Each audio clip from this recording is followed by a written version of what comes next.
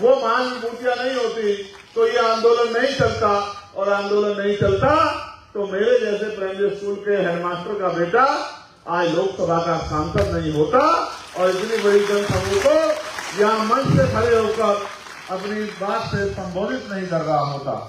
तो मैं अपनी बात को यहाँ से शुरू करता हूँ, जब बाबा साहब अम्बेडकर ने कहा है कि जो समाज अपना इतिहास नहीं जानता वो कभी अपने भविष्य का निर्माण नहीं कर सकता है। पहले हमें इतिहास को जानना चाहिए। आप अगर हाथों की ताली बजाने में भी अपना ध्यान भटकाओगे तो भी आपकी समझ में कम आएगा। मैं तो ये चाहता हूं कि आप सारा ध्यान मेरी बात पर ही रखें, ना तालियों पर ध्यान रखें, ना झंडे को लहराने में, क्योंकि इसका तो बहुत समय आएगा जब आप मेरी बात आपको अच्छी लग जाए तो मेरे बात को खत्म होने के बाद आप खूब ताली बजा लेना।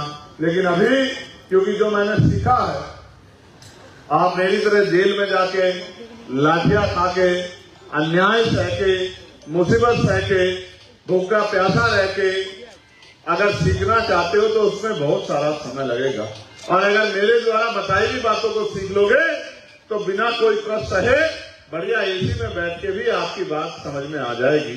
जो मैंने और हमारे साथियों ने धक्के खा के, खाद छान के, मुसीबतें सह के, जेल में काली रातें काट के और तमाम तरह की परेशानियां खा के सीखा है, वो आप बहुत आसानी से मेरे द्वारा सीख सकते हैं।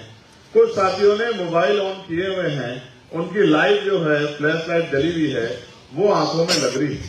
जब मैं गर्दन घुमाता हूं तो वो एकदम से उसका रिफ्लेक्शन आता है। तो मैं ऐसा अनुरोध करूंगा, जो वीडियो जिनकी इच्छा भी है, जो बिल्कुल ध्यान देने नहीं चाहते, तो कम से कम फ्लैश लाइट बंद करके अपनी वीडियो बना लें, जिससे कि औरों का नुकसान ना हो। तो जब बाबा साहब ने कहा था कि जो समाज अपना इतिहास नहीं जानता वो कभी अपने भविष्य का निर्माण नहीं कर सकता है, तो मैं आपको याद दिलाना चाहता हूं कि 1947 में ये जो व्हाइट टी शर्ट में बच्चा बैठा है, जिसका मोबाइल ऑन है, उसको कह रहा हूं वो अपनी लाइट बंद कर ले यार, ऐसा ना करे, सबको परेशानी ना क्रिएट करे। ये यहाँ बैठा है, पीली शर्ट वालों के पीछे दूसरे नंबर पे बंद है, बस बैठे आप लोग उधर मत ध्यान दो। यही जिनकी तरफ इशारा किया गया, ये छोटे बच्चे हैं व्हाइट टी शर्ट में जो बैठे हैं, वो phone bar bar light on कर रहे हैं। हाँ बिल्कुल, आपके हाथ के नीचे जो बैठे हैं, यही मेरी नजर बड़ी तेज है, मैं वकील हूं, सब लोगों का ध्यान रखता हूं। अब तो मैं बाद में ही नाम लूंगा। अच्छा ठीक।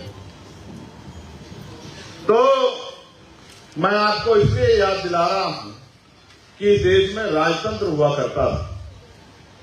कभी इसमें कोई बाहरी शासक आता था और अपनी सेना के दम पे या अपनी पॉलिसी के दम पे इस देश में राजकाज करता था। इस देश में समय समय पे विदेशी आक्रांता आए, कभी आर्यन आए हैं, कभी हुन आए हैं, कभी शक आए हैं, कभी यवन आए हैं, मुगल भी आए हैं, अंग्रेज भी आए हैं।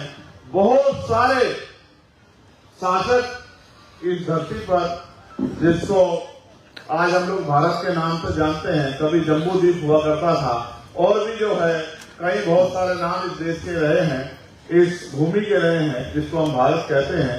और कॉन्स्टिट्यूशन में आर्टिकल 1 में लिखा है इंडिया दैट इज भारत, यानी कि ये हिंदी में भारत है और इंग्लिश में इसको इंडिया हम लोग कहते हैं। इसलिए मैं बार बार टोकता हूं कि जो लोग इसको हिंदुस्तान कहते हैं, मैं उनको समझाता हूं कि आप कॉन्स्टिट्यूशन के खिलाफ हो, कॉन्स्टिट्यूशन के खिलाफ जाके बात करते हो, तो जो कॉन्स्टिट्यूशन के खिलाफ जाके बात करता है फिर वो कॉन्स्टिट्यूशन का सहारा नहीं ले सकता है। कॉन्स्टिट्यूशन ने तो सबको अधिकार दिए हैं। प्रिय साथियों, तो मैं बात आपसे कर रहा था कि इस देश में राजतंत्र था, और राजतंत्र में राजा जो कहता है वही बात अंतिम व्यक्ति को माननी पड़ती है। राजा अगर दिन को रात कहता है तो प्रजा को दिन को रात माननी पड़ती है, और राजा अगर रात को दिन कहता है तो प्रजा को रात को दिन मानना पड़ता है, क्योंकि राजा ही सर्वोपरि होता है। और लंबे समय तक राजशाही चली। फिर राजशाही के दौरान जब अंग्रेज इस देश में आए तो इस देश में तमाम तरह की रूढ़िवादिता, कुरीतियां और तमाम तरह की बुरी जो इस देश को आदतें लगी हुई थी, या इस देश में व्यवस्था बना के, कानून बना के बहुत सारे लोगों को झुक जाति का जीवन और बिना अधिकारों के जीवन जीने के लिए जिस तरह की व्यवस्था बनाई गई थी, जिस तरह कठोर कानून बनाए गए थे, समय समय पे का और तमाम तरह से यहाँ तक कि सूर्य की रोशनी में भी निकलने का जो है अधिकार नहीं था। और तो और जिन तालाबों से जानवर पानी पीते हैं, उन तालाबों से भी पानी पीने का अधिकार सार्वजनिक रूप से बहुत लंबे समय तक लोगों के पास नहीं था। फिर इस देश में समय समय पर आंदोलन चले और तमाम तरह से, और मुझे तो ये भी बताने में कोई आज नहीं है, किसी बोर्ड की मेंबर भी बनती हैं या चपरासी से लेके क्लास 1 के अधिकारी कर्मचारी बनती है, अगर ये अधिकार किसने दिया है तो ये डॉक्टर बाबा साहब अम्बेडकर के संविधान ने दिया है। उसके अलावा कोई अधिकार किसी महिला के पास नहीं था। तो मैं ये बात आपको इसलिए बता रहा हूँ, महिलाएं तो देश में शासक भी नहीं हो सकती थी, महिलाओं को तो पैरों की जूती माना जाता था। ये देश का इतिहास कहता है, आप पढ़कर देख लो, आपको पता लग जाएगा। तो मैं आपसे बात इसलिए जिक्र कर रहा हूँ कि राजतंत्र के बीच में जब अंग्रेजों का यहाँ आना हुआ और अंग्रेजों ने अपने हिसाब से देश को चलाना शुरू किया, तो अंग्रेजों के बीच में कुछ न्यायप्रिय लोगों ने देश में जो कुरीतियां थी उनके खिलाफ आंदोलन चलाया। ये आंदोलन पुनः राष्ट्रपिता ज्योतिबा फुले के नेतृत्व में शुरू हुआ। फिर इनको इस आंदोलन को साहूजी महाराज ने आगे बढ़ाया, फिर इस आंदोलन को बाबा साहब अम्बेडकर ने आगे बढ़ाया। और आंदोलन क्या था कि इस देश में सबको समता, समानता, बंधुत्व, भाईचारे का अधिकार मिलना चाहिए। इस देश में सभी को मूलभूत सुविधाएं और आगे बढ़ने का अवसर की समता, अपनी बात को रखने की आजादी और अपनी बात को कहने का अधिकार मिलना चाहिए। और सबसे पहले अगर वंचित वर्गों के लिए किसी ने स्कूल खोलने का काम किया तो वो राष्ट्रपिता ज्योतिबा फुले और उनकी पत्नी मां सावित्रीबाई फुले थी, जिन्होंने 18 स्कूल खोल के महिलाओं को और उनमें भी वंचित वर्ग की महिलाओं को पढ़ने का अधिकार दिलाया और फिर पुरुषों को भी पढ़ने का अधिकार दिलाया। ये बात मैं आपको इसलिए बता रहा हूँ कि परिवर्तन एक दिन में नहीं होता। आज मैं आपको कुछ कह दूं और कल यहाँ बहुत कुछ अच्छा हो जाए, ऐसा संभव नहीं है। जितने लोगों को मैं कह रहा हूँ, इनमें से 10-20% लोग मेरी बात को मानकर और यहाँ काम करेंगे, 3-4 साल मेहनत करेंगे, तब जाके आशा की किरण कोई दिखाई देगी, तब जाके कोई परिवर्तन होगा। तो मैं आपको बात को आगे बढ़ाता हूँ कि राष्ट्रपिता ज्योतिबा फुले के बाद साहूजी महाराज ने यहाँ 1902 में आरक्षण की व्यवस्था लागू की, जब उन्होंने 50% आरक्षण पिछड़े वर्ग के लोगों को देने का काम किया। फिर इस देश में बाबा साहब अम्बेडकर के जैसे क्रांतिकारी जो है सूर्य का उदय हुआ, जिन्होंने इस देश में तमाम तरह की कुरीतियों के खिलाफ, चाहे काला राम मंदिर का आंदोलन हो कि मंदिर में जाने की आजादी मिले, या फिर महासत्याग्रह हो कि पीने के पानी की सार्वजनिक से आजादी मिले, तमाम तरह का आंदोलन करके, और आंदोलन हवा में नहीं होते, उनके लिए मूवमेंट चलानी पड़ती है। तो पहले उन्होंने समता सैनिक दल बनाया, फिर उन्होंने लेबर पार्टी ऑफ इंडिया बनाई, फिर उन्होंने शेड्यूल कास्ट फेडरेशन बनाया, फिर उन्होंने अंतिम समय में आरपीआई बनाई, और साहित्य के क्षेत्र में भी बहुत सारे ऐसे जो हैं कि पत्रिका चला के, चाहे अखबार निकाल के, कई तरह से जो है समाज को जागरूक करने का काम किया। अंत धार्मिक रूप से भी बुद्धिज्म की तरफ समाज को ले जाके एक बहुत बड़ा परिवर्तन करने का काम किया, क्योंकि उन्होंने येवला में ये संकल्प लिया था कि मैं हिंदू धर्म में पैदा हुआ हूँ, इसमें मेरा अधिकार नहीं था, लेकिन मैं हिंदू धर्म में मरूंगा नहीं, इसमें मेरा अधिकार है। इसलिए उन्होंने 14 अक्टूबर 1956 को बौद्ध धर्म की दीक्षा ली और अपने अनुयायियों से कहा कि आपको भी इस धर्म में आना चाहिए और उस धर्म को त्यागना चाहिए जो धर्म ऊंच नीच की बात करता है, जो धर्म गैर बराबरी की बात करता है, जो धर्म असमानता की बात करता है, उस धर्म को त्यागना चाहिए। ये संदेश भी बाबा साहब अम्बेडकर ने दिया।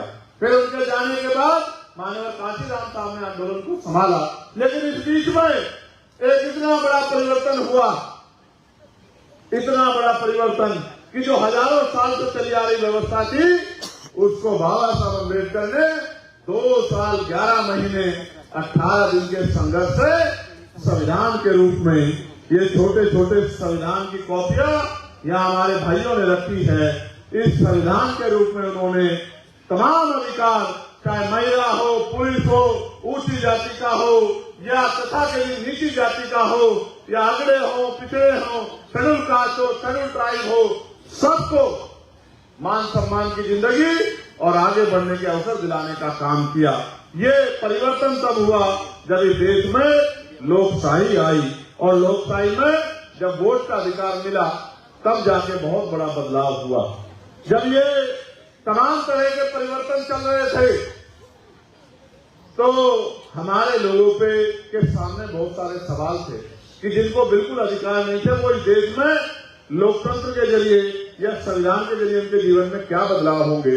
बाबा साहब ने समय समय पर स्पष्ट किया कि संविधान के जरिए आप भी, मैं तो स्कूल के बाहर बैठ के पढ़ा हूं, लेकिन आप कुर्सी पे लोगों, पढ़ने वाले बच्चों के बराबर में बैठ के पढ़ सकते हैं और अच्छी शिक्षा दीक्षा लेके क्लास 1 से लेके और क्लास 4 तक के एम्प्लॉय बन सकते हैं। और लोकतंत्र के जरिए आप गांव के सरपंच से लेके और देश की सर्वोच्च कुर्सी पे जा सकते हैं।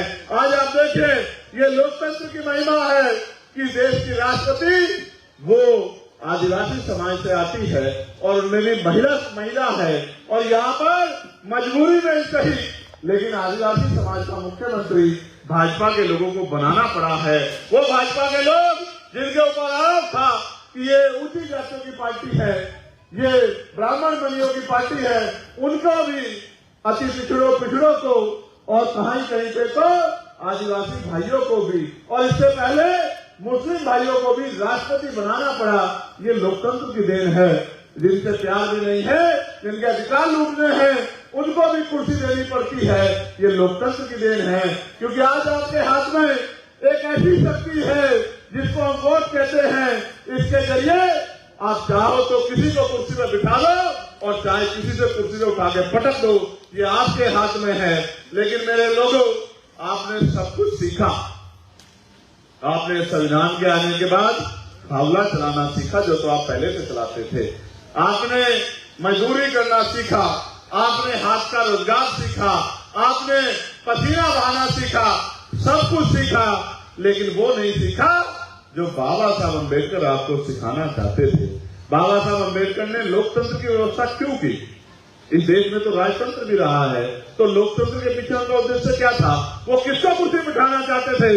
वो इनको कुर्सी में बिठाना चाहते थे जिनको हमेशा पीछे खड़ा किया गया, जिनको स्कूलों में नहीं घुसने दिया गया, जिनको अस्पतालों में नहीं घुसने दिया गया, जिनको सार्वजनिक स्थलों में नहीं घुसने दिया गया, जिनको मंदिरों में नहीं घुसने दिया गया। इस लोकतंत्र के जरिए वो उनको कुर्सी में बिठाना चाहते थे। और ये लोकतंत्र और संविधान की शक्ति है कि आज इतना बड़ा नेतृत्व जो है उड़ीसा का एक मंच पर बैठा है और उसको सुनने वाला इतना बड़ा समाज यहाँ बैठा है, ये भारतीय संविधान की देन है। तो मैं भारतीय संविधान को जिंदाबाद करता हूँ कि अगर ना होता भारतीय संविधान तो ना मुझे मिलते अधिकार और ना आपको मिलते ये अवसर। मेरे प्यारे भाइयों, मैं आपसे कह रहा था, आपने सब कुछ सीखा, लेकिन लोकतंत्र में अपनी शक्ति बनाना नहीं सीखा। अगर आप लोकतंत्र में शक्ति बनाना सीख लेते, और दुश्मन बड़ा चालाक है, अध्यक्ष इस बात को कह रहे थे, मैं उस बात को आगे बढ़ाता हूँ। जब बाबा साहब ने वोट का अधिकार दिलाया तो यहाँ जो लोग राजकाज करते थे उनके मन में चिंता हुई।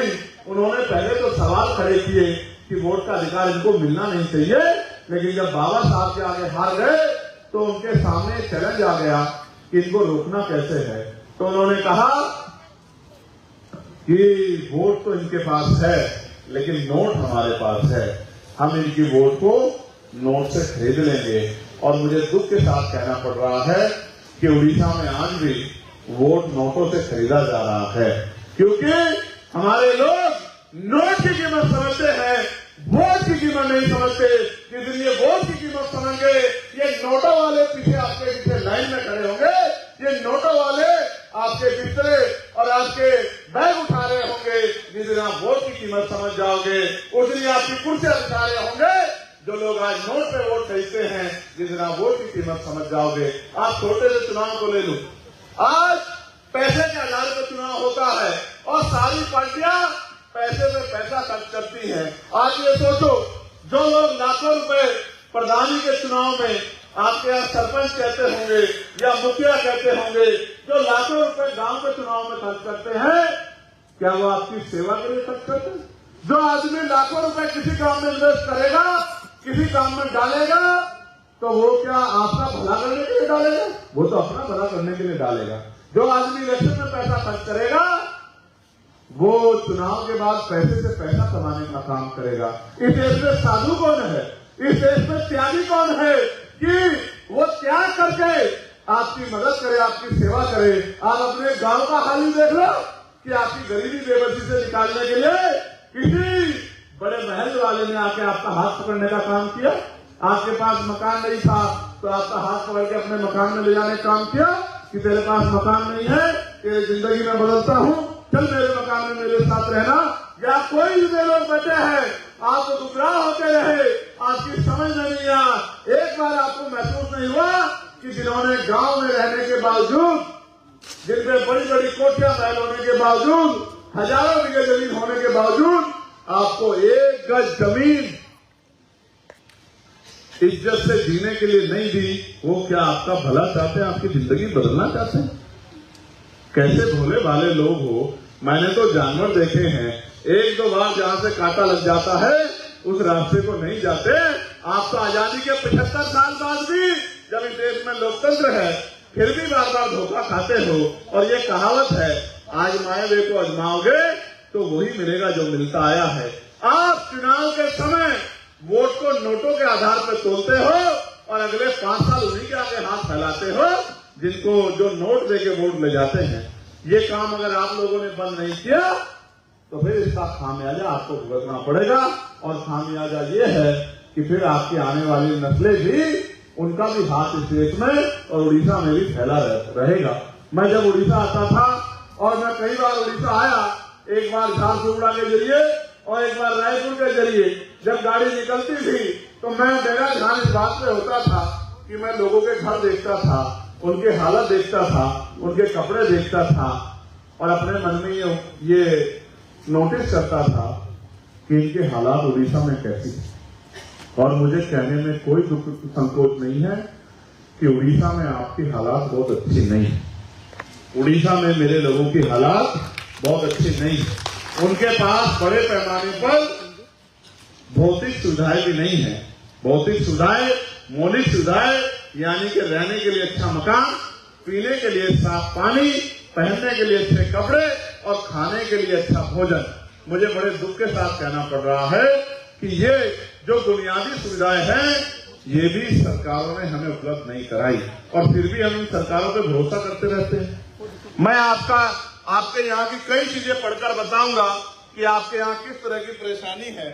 जब आप जानेंगे तो शायद आपकी आंखें खुले और आपको समझ आए। आपने मजदूरी करना सीखा, मेहनत करना सीखा, 8 घंटे पसीना बहाना सीखा, लेकिन आपने बाबा साहब अम्बेडकर के रास्ते में चल के राष्ट्रीय शक्ति बनाना नहीं सीखा।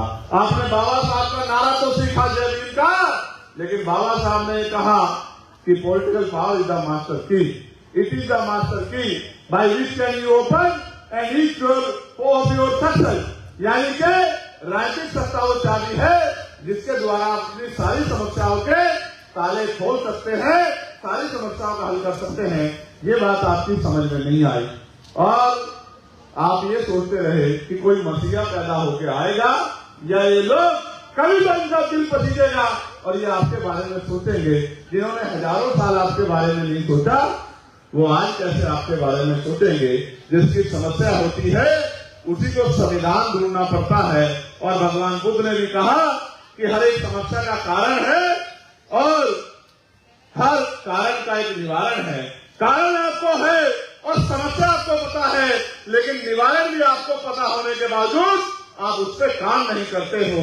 आप दूसरे में भरोसा करते हो, किसी को वोट देते हो और फिर निजी स्वार्थ के, कुछ लोगों के निजी स्वार्थ के चलते फिर बड़े पैमाने पर समाज खाली हाथ रह जाता है। हर 5 साल में चुनाव इसलिए होते हैं कि अगर आपको जिसने आपसे वोट लिया और आपका काम नहीं किया, आप उसको बदले किसी और को मौका दे दो।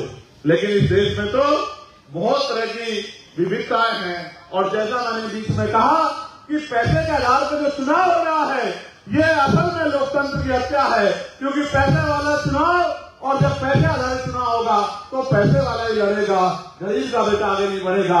और जब तक गरीब इस राजनीति में नहीं आएगा और आगे बढ़ के विधानसभा लोकसभा में नहीं आएगा तो फिर गरीबों का भला नहीं हो सकता, जब तक गरीबों के बीच का गरीबों की बात रखने वाला नहीं आएगा। इसलिए पैसे वाले लोगों ने ये खेल बना रखा है कि जितना पैसा लगा राजनीति में कि गरीब लोग इसमें घुसी ना पाए। मैं धन्यवाद दूंगा माननीय काशीराम साहब को कि उन्होंने समाज को जागरूक करके इस लड़ाई को, इस जो बेड़ियां गिरी गई थी आर्थिक की बेड़ियां, इनको तोड़ने का काम किया। लेकिन अभी भी कई बेड़ियां बाकी हैं, वो तो चले गए। और हम अगर ये सोच के बैठ जाए कि हमें ये बेड़ियां नहीं तोड़नी, तो आप मुझे बताओ कि बेड़ियां कैसे टूटेंगी, गुलामी कैसे खत्म होगी, उड़ीसा में हालात कैसे बदलेंगे। आपने गले में नीला पटका पहनना सीख लिया है, लेकिन जब तक आप बूथ का संगठन बनाना नहीं सीखोगे, सेक्टर का संगठन बनाना नहीं सीखोगे, विधानसभा की कमेटी नहीं बनाओगे, जिले की कमेटी नहीं बनाओगे, प्रदेश का मजबूत संगठन नहीं बनाओगे और भाईचारा बना के बहुजन समाज के लोगों में आप अपनी ताकत नहीं बनाओगे, तो पैसे वाले लोग आगे बढ़ते रहेंगे और वो पैसे से पैसा कमाते रहेंगे। इससे आपका अगले 100 साल भी लोकतंत्र चले तो भला नहीं हो सकता। देखो, मैंने डाटा बनवाया था, उड़ीसा में एससी एसटी ओबीसी की जनसंख्या और आरक्षण के आंकड़े इस प्रकार हैं। एससी की पॉपुलेशन 17% है और एसटी की पॉपुलेशन 23% है। दोनों मिलाके लगभग 40% हो जाते हैं। आरक्षण मिलता है 38%। इनका उच्च शिक्षा में इनका परसेंटेज है 20%। ओबीसी की जनसंख्या है 54%। नौकरियों में आरक्षण है 11.25, यानी कि 11.25, यानी कि लगभग 11.25%। और इनका उच्च शिक्षा में प्रतिशत जो है और इनको जो अवसर मिल रहे हैं वो 0 मिल रहे हैं। क्या मिल रहे हैं? दोबारा बताओ, क्या मिल रहे हैं? 0। इन्होंने क्यों मिल रहे हैं 0 हमारे पिछले वर्ग के लोगों को? क्योंकि इन्होंने जब मास्टर पढ़ा रहा था तो ये फोन में वीडियो बना रहे थे। मास्टर की बात को इन्होंने सुना नहीं और लड़ाई को मजबूती से लड़ा नहीं, इसलिए इनको क्या मिल रहा है? जब ये अंधविश्वास, पाखंडवाद की धर्मांता को त्याग कर और मिशन के रास्ते पे आएंगे, तभी इनका और इनके बच्चों का भला होगा। उससे पहले इनका भला होने वाला नहीं है। वरना ये जो दल राजनीति कर रहे हैं, कोई सेकुलर के नाम पे और कोई हिंदुत्व के नाम पे, ये समय समय पे अपने धार्मिक एजेंडों को आगे करके और कोई डरा के ये वोट का अधिकार अपने खेमे में रखेंगे। कभी भाजपा आती रहेगी, कभी कांग्रेस आती रहेगी और यहाँ तो तीसरा भी दल है बीजेपी नाम का, कभी वो आता रहेगा और आप पीछे बैठ के ताली बजाते रहना और तमाशा देखते रहना। शाम में निकलकर और खुद के जीवन को और खुद के सपनों को दांव पर लगाकर लोगों को जागरूक करने का काम करेंगे। बहुत सारे लोग बलिदान देंगे, तब जाके बात आगे बढ़ेगी। मैं और आपको आगे सुनाता हूं। यहाँ सामान्य जाति की जनसंख्या है 6% और उनको उनकी सरकार ने आरक्षण दिया है ईडब्ल्यूएस 10%, यानी कि उनके यहाँ कोई बच्चा पैदा होगा तो उसके माथे पे लिखा होगा कि इसको नौकरी मिलनी ही मिलनी है। जिनकी आबादी 6% है उनको आरक्षण 10% है। और मुझे कहने में कोई हर्ज नहीं, इस आरक्षण के लिए उन्होंने कभी कोई आंदोलन नहीं चलाया, बस वोट के आधार पर अपनी सरकार बनाई। जिस दिन उनकी सरकार बन गई, उनकी सरकार ने उनको ये आरक्षण देने का काम किया। जिस आरक्षण के लिए बाबा साहब अम्बेडकर को गोलमेज कॉन्फ्रेंस में गए थे और वहां से उनको कम्युनल अवार्ड मिला था और अंत सितंबर 1932 में 24 सितंबर 1932 को फिर पुनः पैक्ट होकर ये आरक्षण नाम का झुंझुना हमें मिला था, जिसके लिए बाबा साहब खून के आंसू है। वो उनको सिर्फ वोट का अधिकार से जो है उन्होंने अपनी ताकत बना के ले लिया। उड़ीसा में आजादी के 75 साल बाद भी SC/ST आयोग नहीं है, OBC आयोग नहीं है, और अल्पसंख्यक भाइयों का आयोग भी नहीं है। क्यों बनाया जाए? सरकार तो उनकी है, वो आपका आयोग क्यों बनाए? आयोग बनेगा तो आपकी सुनवाई होगी और आयोग के जरिए कुछ लोगों पे कार्रवाई होगी, इसलिए वो आयोग बनाते ही नहीं है। तो राजकाज के हाथ में वो क्यों बनाए? हाल ही में दलित समुदाय के एक वरिष्ठ IAS अधिकारी जिनका नाम है विष्णुपद सेठी CBI छापे का शिकार हुए क्योंकि वे मुख्य सचिव बनने जा रहे थे और ये साजिश के थ्रू जो लोग उनको नहीं बनने देना चाहते थे उन्होंने ये काम कराया जिससे उनके ऊपर आरोप लग जाए। आपने देखा महाराष्ट्र के एक नेता हैं, उनके ऊपर भ्रष्टाचार के आरोप थे। 2 दिन पहले प्रधानमंत्री ने एक सभा में कहा कि भाई उस आदमी को मैं जेल भेजूंगा और अगले दिन उस आदमी ने सरकार में इनके साथ शामिल वो हो गया तो उसको डिप्टी चीफ मिनिस्टर बना दिया। और यहाँ आपके आदमी के ऊपर इस तरह का जो है एलिगेशन लगवाकर और उसको मुख्य सचिव बनने से चीफ सेक्रेटरी यानी कि प्रदेश का सबसे मुख्य आदमी, प्रशासनिक अधिकारी जिसकी कलम में वो शक्ति होती है कि पूरे प्रदेश को हिला सकता है, आपका आदमी ना बन जाए। ये जो देखिए जातिवाद और ये जो भेदभाव की पराकाष्ठा है, इसका जो है उदाहरण जीता जागता आपको देखने को मिला। SSC यानी कि आश्रम स्कूल पद्धति में खराब प्रशासन की लापरवाही के कारण जो मलकानगिरी डिस्ट्रिक्ट है, वहां की एक बेटी जो 10वीं कक्षा में पढ़ रही थी उसको वो गर्भवती हो गई। ये मेरे लिए बहुत पीड़ादायक है। आप महसूस करके देखो कितना अन्याय जिन बच्चों को हम पढ़ने के लिए भेजते हैं उनके साथ किस तरह का अन्याय स्कूलों में हो रहा है। ये बड़ा चिंताजनक है। कल मैं भी अपने लोकसभा क्षेत्र में आश्रम पद्धति के स्कूल में गया था। 12वीं तक का स्कूल है, कक्षा 6 से मैं गया था 10 मिनट के लिए।